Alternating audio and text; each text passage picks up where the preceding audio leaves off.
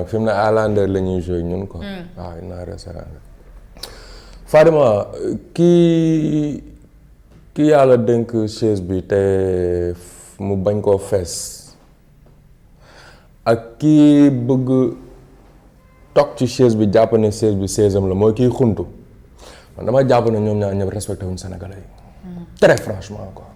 Fadima je vais te faire un listing de crise et de tension yu nga xamante ne bii ñu ngi koy dund depuis l'accession de Pastef au pouvoir.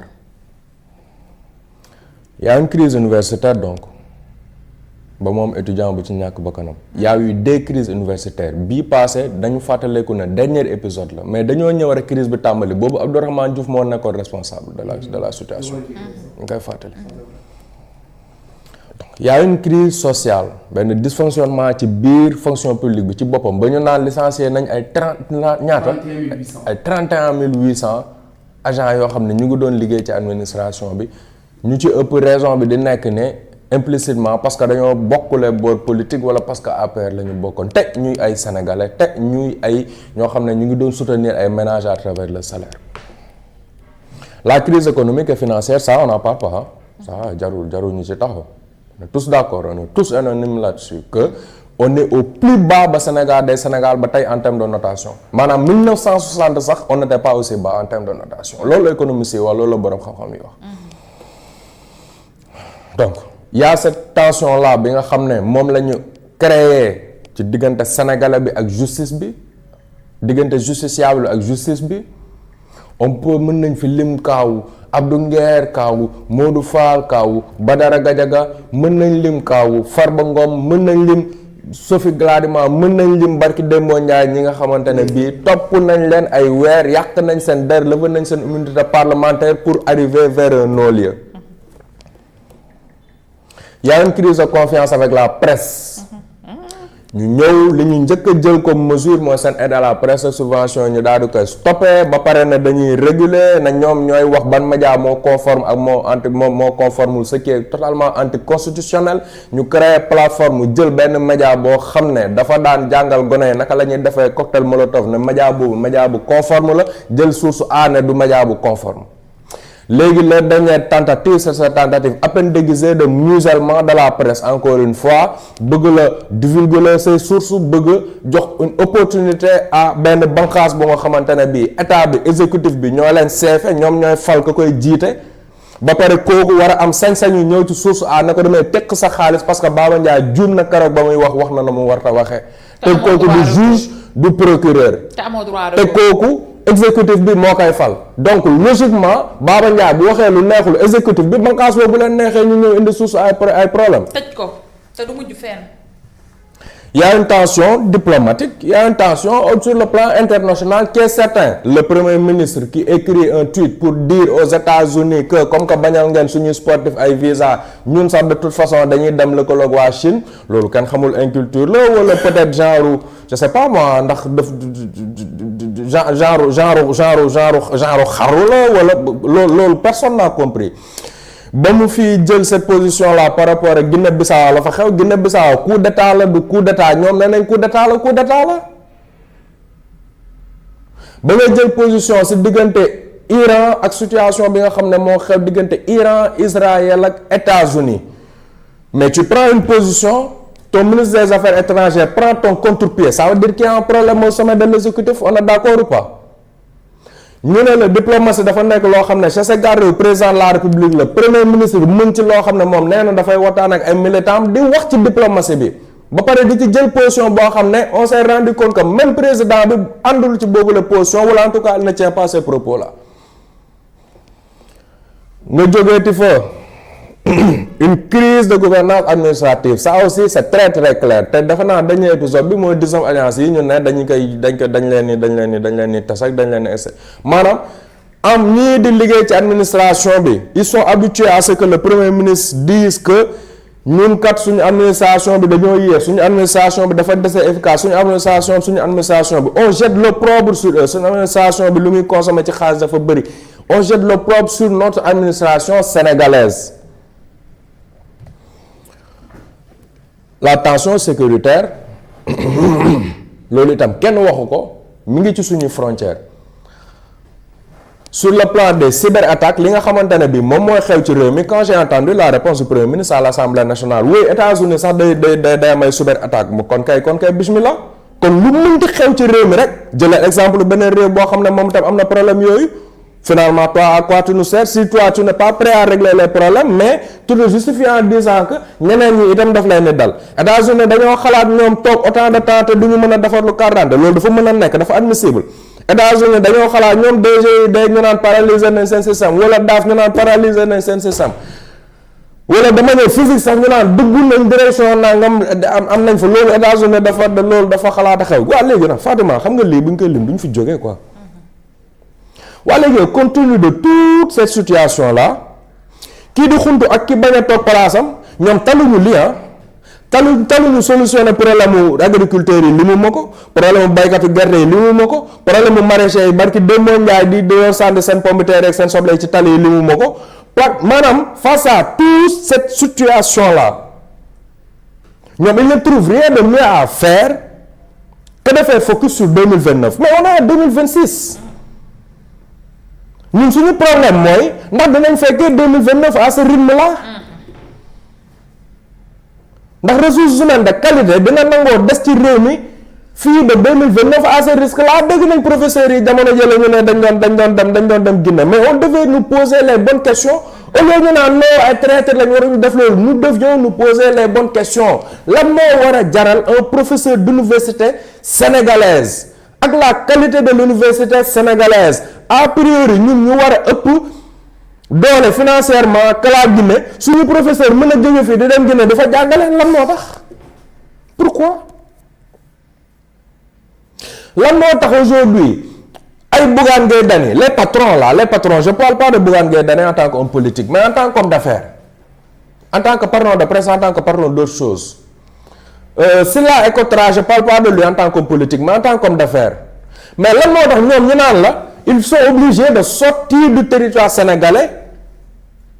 pour produire de la valeur liggéey xaalis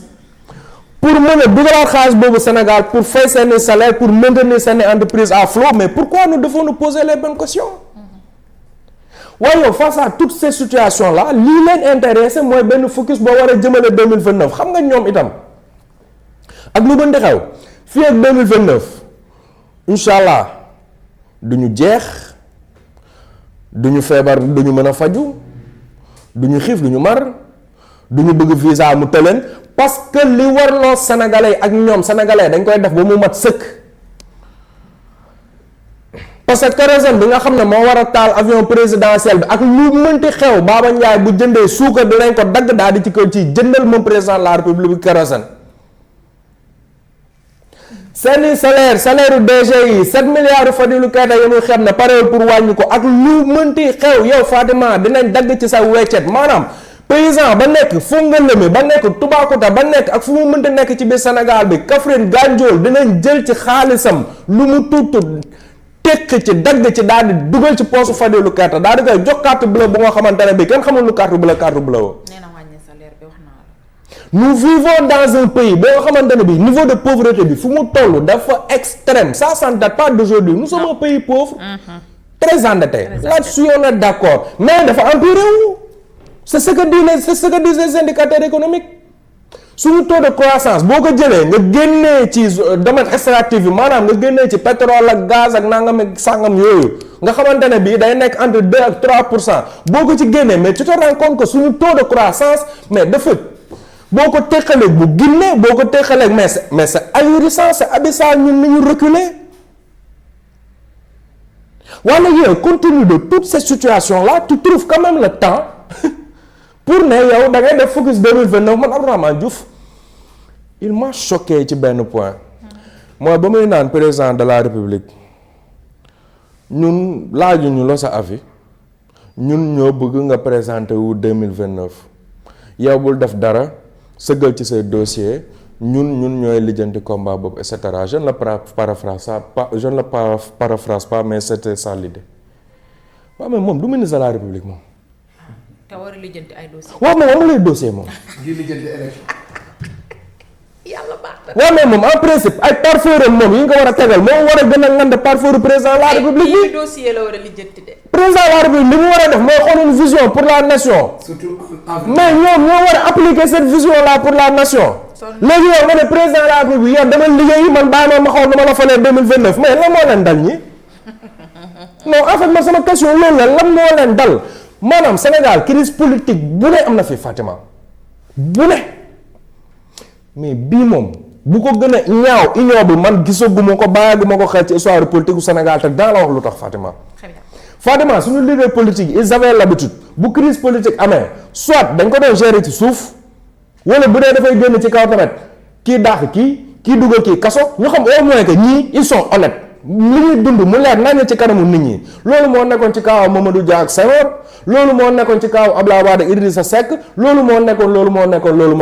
mais aujourd'hui ñu ngi créer benn situation bu nga xam ne man xaw ma fan la am ci àdduna bi aujourd'hui tu es dans un gouvernement boo xamante ne bi alors le premier ministre moom nee na liggéeyul président de la république bi Sénégal lay liggéeyal moom nee na fonction au premier ministre tënku ko le premier ministre moom nee na am na ay ministre am yoo xamante ne bii en l'occurrence Abdourahmane Diouf de la ñëpp déggoon waxuma ne moom la de mais loolu la ñëpp jàpp da ba mu naan am na ministre boo nga xamante ne bii ci biir gestion am na lu ci lënt lim ñu comprendre loo ay luubal la te dégg na récemment un député bu faree passé bu génn daal di confirmer corroborer yooyu noonu la wax maanaam ci benn gouvernement bi premier ministre bi moom nee na parfois du bokk gis-gis ak président de la république bi premier ministre bi mi nga xam ne président moo war a gis moom warul gis de moom kenn santu ko mu gis non Fatima xam nga mooy problème bi espace public bi ay nit dañ ciy wax yoo xam ne mun su ñoo lire constitution wu Sénégal bi ba xam li ci ne. maanaam souvent man j'ai l'impression dama répéter ci diggante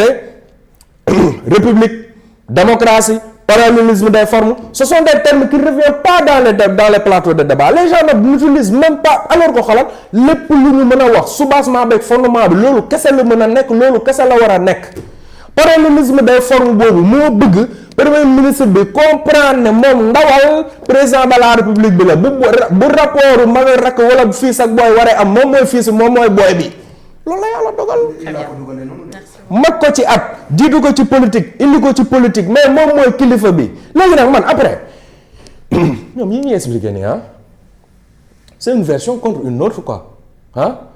kii na non man maa tax ma falu kenn non coalition bi moo tax kenn non Pastef loolu c'est une version contre une autre mais man Fatima man xam nga mooy sama ressentiment ba ma dégloo pas le président de la République ba ma dégloo Diomaye Faye l'homme politique ba ma ko dégloo mu wax ba noppi xam nga man lan laa jàpp ki xamul liñ ko jox il n'a pas conscience de liñ ko jox tu es le président de la République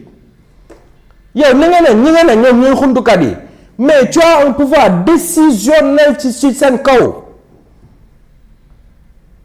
toi tu as une vision dafa am foo bëgg yóbbu réew mi ñoom bu fekkee mënuñ la fa topp bu fekkee d'accord ñoo ak yow mais tu prends un stylo ñun sénégalais yi fexe nañ ba palais ba manqué wul imprimante manqué wul ay rames papier manqué wul encre. D'accord. du moom mooy lancer impression bi dañ koy lancer impression bi bu ko neexee sax du moom mooy bind moom dañ koy bindal moom li nga ko laaj mooy mu signé bu fekkee yaa monsieur boo xamante ne bii moom la ne jiit sama arme la yaa jiital ma guerre bi te kooku moom parewul pour guerre ba nga bëgg mu guerre moom guerre boppam la bëgg guerre mais dañ ko fay jëlee wut beneen général. D'accord dinañ ci ñëw ci kanam merci beaucoup Baba alors monsieur Touré